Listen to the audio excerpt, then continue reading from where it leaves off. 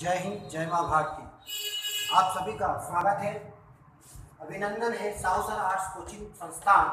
मेरा mobile number है 9406555505। मैं लाया हूँ आप सभी लोगों के लिए राजनीति विज्ञान के सभी चैप्टरों की श्रृंखला, जिसमें मैं ऐसा समझाऊंगा आपको कि आपका एक भी प्रश्न छूटेगा नहीं। आपको 100% सफलता प्राप्त होगी। इसके लिए आप मेरे इन वीडियो को देखते रहें। आप मेरे इस वीडियो को सब्सक्राइब करें, लाइक करें, कमेंट्स करें, बेल आइकन दबाएं ताकि आपको समय समय पर मेरे ये वीडियो प्राप्त होते रहें। आज मैं आपके लिए लाया हूँ चैप्टर नंबर राजनीति विज्ञान का 10, जिसमें राष्ट्र निर्माण की चुनौतियाँ मैं आपको पढ़ाऊँगा। इसमें दो भाग आपके होंगे, पहला भाग और दूसरा भाग। आज के भाग में हम बात करेंगे मुख्य रूप से राष्ट्र निर्माण की चुनौतियाँ। राष्ट्र मतलब देश, निर्माण मतलब विकास करना, बनाना, चुनौती मतलब प्रॉब्लम, समस्या।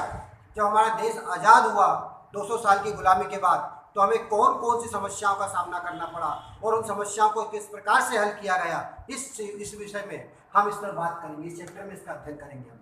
जब हमारा देश आज़ाद हुआ अंग्रेजों की गुलामी के बाद, तो सबसे पहले हमारे बीच में जो सहमति थी, जो थी मुख्य रूप से दो सहमति थी हमारे बीच में, लोकतंत्र और सरकार का स्वरूप लोक कल्याणकारी। लोकतंत्र मतलब पूरे देश के अंदर लोकतंत्र कायम करना, क्योंकि उसके पहले हमारे देश के अंदर राजतंत्र था, राजा का शासन था, जिसको हटाकर हमारे देश के अंदर हमें जनता का शासन लाना था। कई जगहों पर ब्रिटिश शासन था, उसको भी हटाना था। दूसरी समय सहमति थी सरकार का स्वरूप कैसा हो, लोक कल्याणकारी हो, जनता की भलाई के काम करने वाला हो, ऐसी हमको व्यवस्था करनी थी। चुनौतियाँ कौन कौन सी थी हमारे सामने? तो चुनौती मुख्य रूप से थी हमारे सामने राष्ट्र निर्माण में। पहली चुनौती राष्ट्र निर्माण मतलब देश का विकास करना, देश को फिर से बनाना। दूसरी चुनौती थी लोकतंत्र, देश के अंदर जनता के लिए, जनता के द्वारा किया गया शासन स्थापित करना। थर्ड चुनौती थी समानता, सभी को समान अधिकार मिले, इस प्रकार का हमको प्रयास करना, ये समानता। ये तीन चुनौतियां हमारे देश के सामने थी जब हम राष्ट्र का निर्माण कर रहे थे। मुख्य रूप से राष्ट्र निर्माण की अवधारणा कहाँ से ली गई? तो ये सब मुख्य रूप से ली गई है नेशन से। नेशन का अर्थ होता है राष्ट्र, और नेशन जो शब्द है आपका, वो लैटिन भाषा का शब्द है, जो किससे बना है? नेटस से। नेटस का अर्थ होता है जन्म या भ्रूण। देखा जाए तो राष्ट्र शब्द समान जातीय समूह के, सभी जबकि जाति एक हो, सब एक हो, उसको कहा जाता है राष्ट्र। राष्ट्रीयता है नेशनलिटी, किसे कहा जाता है? तो एक स्वतंत्र, संगठित और न्यायपूर्ण व्यवस्था को राष्ट्रीयता या नेशनलिटी कहा जाता है, राष्ट्र निर्माण कहा जाता है, जिसमें कि पूरा समाज एक जाति में हो, एक न्याय व्यवस्था में हो, सबका एक समान स्वरूप हो, उसे कहा जाता है राष्ट्रीयता। अगला आता है राष्ट्र निर्माण की अवधारणा। राष्ट्र निर्माण जो उदाहरण है, हमारे देश का विकास किया जा रहा था, राष्ट्र का निर्माण किया जा रहा था, तो उससे मुख्य रूप से जो अवधारणा थी वो थी राष्ट्र निर्माण की अवधारणा। नेहरू दृष्टिकोण को उसमें अपनाया गया था, नेहरू मॉडल को अपनाया गया था। नेहरू मॉडल क्या था, ये मैं आपको समझाने का प्रयास करूंगा। नेहरू मॉडल देखा जाए तो मुख्य रूप से नेहरू जो मॉडल था वो सोवियत संघ की विचारधाराओं से प्रभावित था। सोवियत संघ की विचारधारा से पंडित जवाहरलाल नेहरू बहुत प्रभावित थे। वो हमारे देश के प्रथम प्रधानमंत्री और प्रथम प्रदेश मंत्री भी थे, फॉरेन मिनिस्टर भी थे। समाजवाद, धर्मनिरपेक्षता उनका मेन नीति थी। समाजवाद जिसमें कि सभी समाज के लोग सभी समान रहे। धर्मनिरपेक्षता मतलब कोई भी धर्म छोटा या बड़ा ना, सभी धर्म समान हो। धर्मनिरपेक्षता, समाज व धर्मनिरपेक्षता की बात वो अधिकतर अपने भाषणों में किया करते थे। अब बात करते नेहरू मॉडल की। धर्मनिरपेक्षता, बहुलवाद, जन कल्याण, औद्योगिकरण, विश्व निरपेक्षता। बहुलवाद सभी लोगों को मिलाकर सभी देश बनाना, इसके अलावा जन कल्याण, जनता की भलाई के काम करना, जन कल्याण। अगला था औद्योगिकरण, देश में नए नए उद्योग खोलना, जिससे कि देश विकास की प्रगति की ओर आगे बढ़ सके। एक विदेश नीति, हमारे देश की जो विदेश नीति थी वो मुख्य रूप से नेहरू जी की जो विचारधारा थी गुट निरपेक्षता से प्रभावित थी। वे गुट निरपेक्षता के बड़े हामी थे, वो गुट निरपेक्षता को अपनाने में अच्छा समझते थे।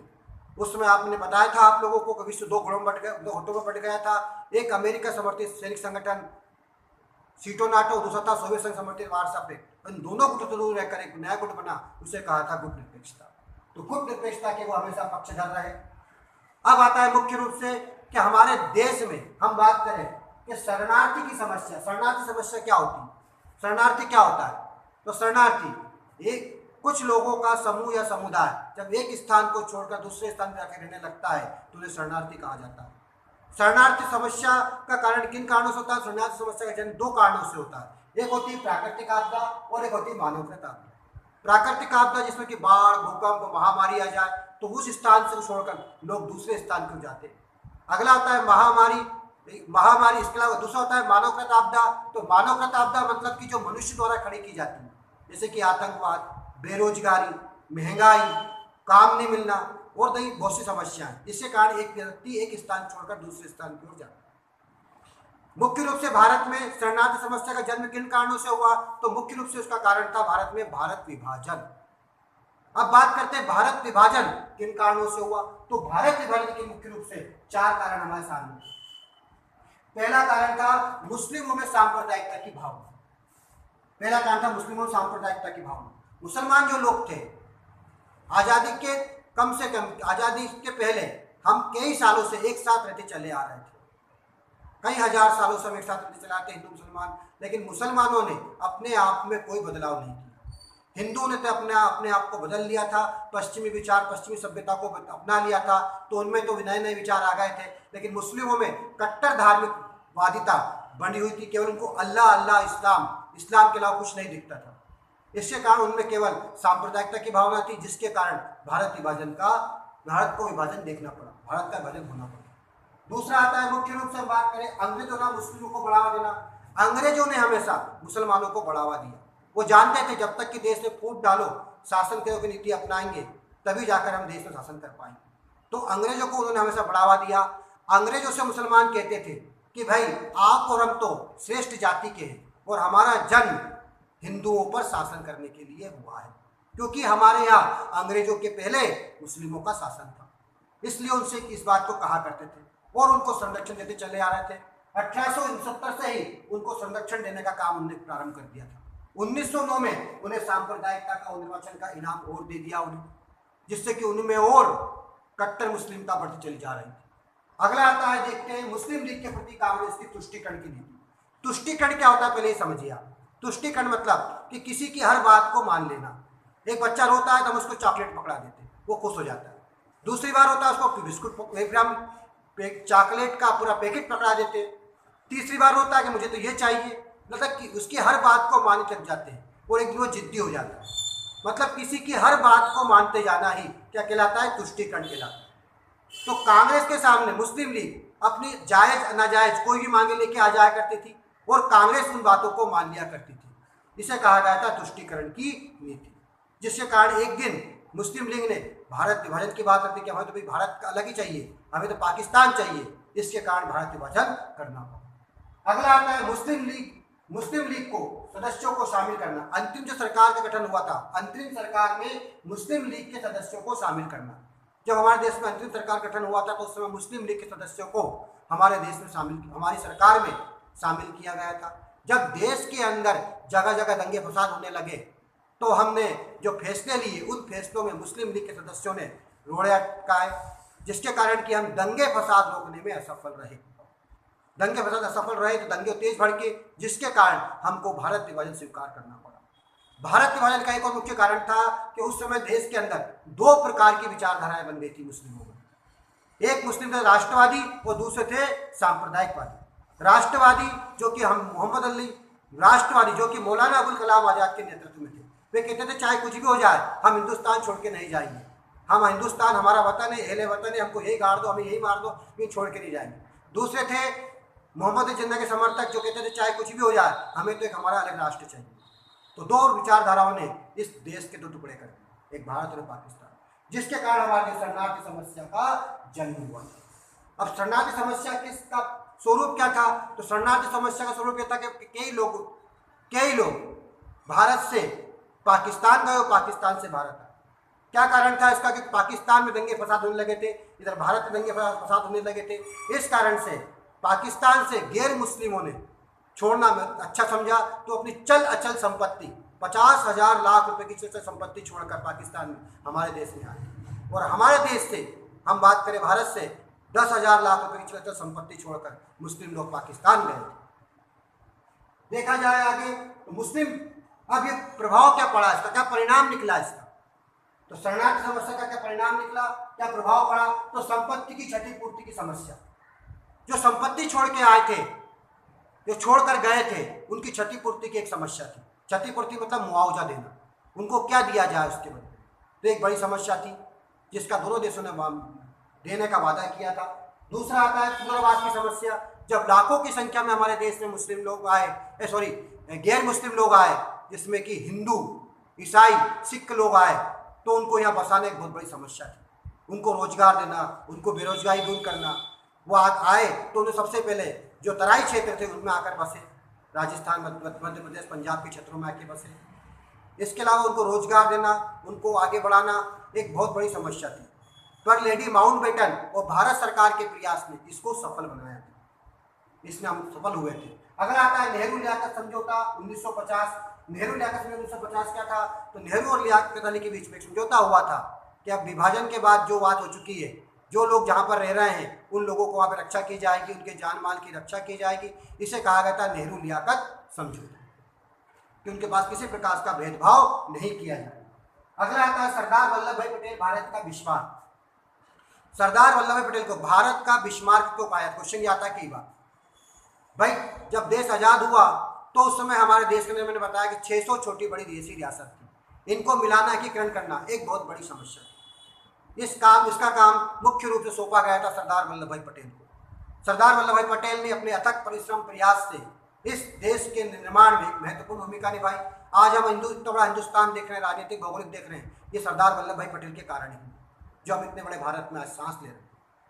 जिस प्रकार से इटली में मेजनी ने एकीकरण का काम किया था और जर्मनी में बिस्मार्क ने काम किया था जर्मनी के एकीकरण का, उसी प्रकार का काम सरदार वल्लभ भाई पटेल ने भारत में किया था। इस कारण से सरदार वल्लभ भाई पटेल को भारत का बिस्मार्क कहा जाता है।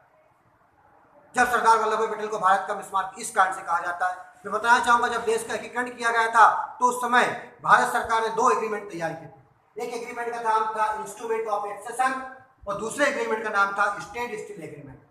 इंस्ट्रूमेंट ऑफ एक्सेशन, इसमें कहा गया था कि आप केवल प्रतिरक्षा, वैदेशिक मामले, यातायात और संचार के साधन हमको दे दीजिए और भारत संघ में मिला लीजिए। तो कोई भी देशी राजा प्रतिरक्षा, वैदेशिक यातायात, संचार के दे सौंप कर अपने आप को भारतीय संघ में मिला सकता था। दूसरा था स्टैंड स्टिल एग्रीमेंट, इसमें कोई भी राजा महाराजा इस पर साइन करके भारत में अपने आप को मिला सकता था, जिसमें जैसी स्थिति उसके अंग्रेजों को टाइम थी, ऐसी स्थिति उसके बीच में अब रहेगी। अगला आता है समस्या, जब हमारे देश का एकीकरण किया जा रहा था उस समय बहुत बड़ी 2 बड़ी समस्याएं थी। एक समस्या थी हमारे सामने मोहम्मद अली जिन्ना और दूसरा था भोपाल जैसे नवाब। मोहम्मद अली जिन्ना जो कि मुख्य रूप से सांप्रदायिक, ने बताया आपको, सांप्रदायिक नेता था।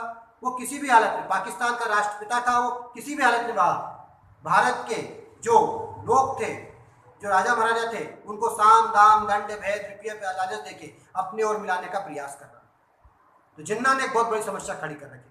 दूसरे थे भोपाल जैसे नवाब जो कि चारों ओर भारतीय भूभाग से घिरे हुए थे, बीच में थे भारत में, लेकिन अपना रिश्ता पाकिस्तान से कायम रखकर अपना एक अलग राज कायम करना चाहते थे।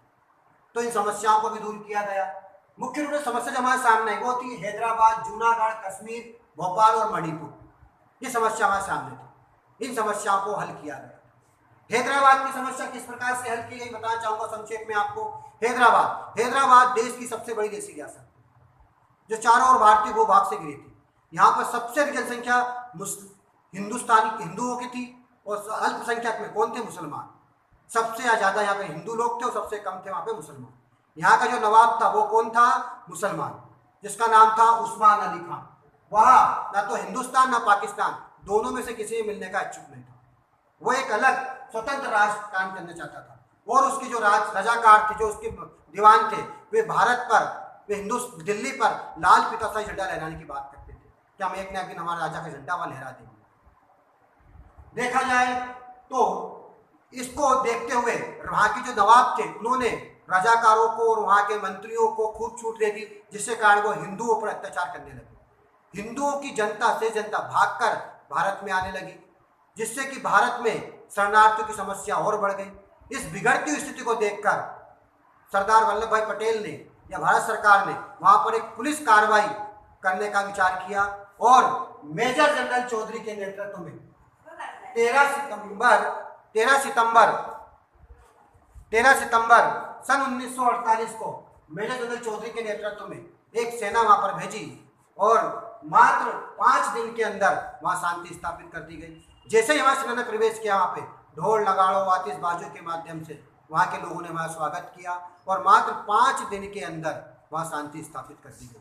वहाँ के रजाकार हुए, एल एंड्रूस सेनापति थे, उन्होंने आत्मसमर्पण कर दिया। इस प्रकार से वहाँ पर मुख्य रूप से हैदराबाद का विलय हमारे देश में कब हुआ, बताना चाहूँगा आपको 18 सितंबर 1948 में। इस प्रकार से हमारे देश में विलय हुआ। हम बताना चाहेंगे जूनागढ़ की समस्या। जूनागढ़ की समस्या लगभग भी ऐसी थी। जूनागढ़ चारों ओर भारतीय भूभाग से घिरी हुई थी, गुजरात के काठियावाड़ क्षेत्र में स्थित थी। यहाँ का राजा जो था वो मुस्लिम था और यहाँ की प्रजा बहुत ज़्यादा हिंदू थी। यहाँ का राजा भारत में ना मिलते हुए पाकिस्तान में मिलना चाहता था और पाकिस्तान से उसने गुप्त समझौता कर लिया था। जब ये जानकारी वहाँ की जनता को लगी तो वहाँ की जनता ने विद्रोह खड़ा कर दिया और हथियार लेकर वहाँ चल दिए। हथियार लेकर दौड़ पड़े वहाँ पर और उन्होंने हमला कर दिया, जिससे कारण कि वहाँ अफरा तफरी मच गई, वहाँ समस्या खड़ी हो गई, गृह जैसी स्थिति पेश गई। वहाँ की स्थिति को खराब देखते हुए वहाँ का जो नवाब था, जो राजा था, वो भागकर पाकिस्तान पहुँच गया। वहाँ के जो दीवान थे शाहनवाज भुट्टो, उन्होंने भारत सरकार को आमंत्रित किया गया। भारत सरकार के सैनिक वहाँ पहुँचे, वहाँ शांति स्थापित की और वहाँ जनमत संग्रह कराया गया। जनमत संग्रह भारत के पक्ष में आया। इस प्रकार से 20 जनवरी 1949 को जूनागढ़ का विलय भारत में हो गया। अगला आता है कश्मीर समस्या और मणिपुर। मणिपुर की बात भी करते हैं। मणिपुर में ये स्थिति थी। मणिपुर में के राजा को कहा कि भाई आप परेशान ना हो, टेंशन ना ले, केवल आप हमें केवल क्या दे दें, प्रतिरक्षा विदेशी या संचार दे दें, बाकी आप राज कायम करते रहे। और मणिपुर का विलय भी हमारे कर दिया। अगला चैप्टर मैं जल्दी आपके सामने लेके आऊँगा। मेरे इस चैनल को आप सब्सक्राइब करें, बेल आइकन दबाएं ताकि आपको निरंतर ये वीडियो प्राप्त होते रहे। जय हिंद, जय माँ भारती।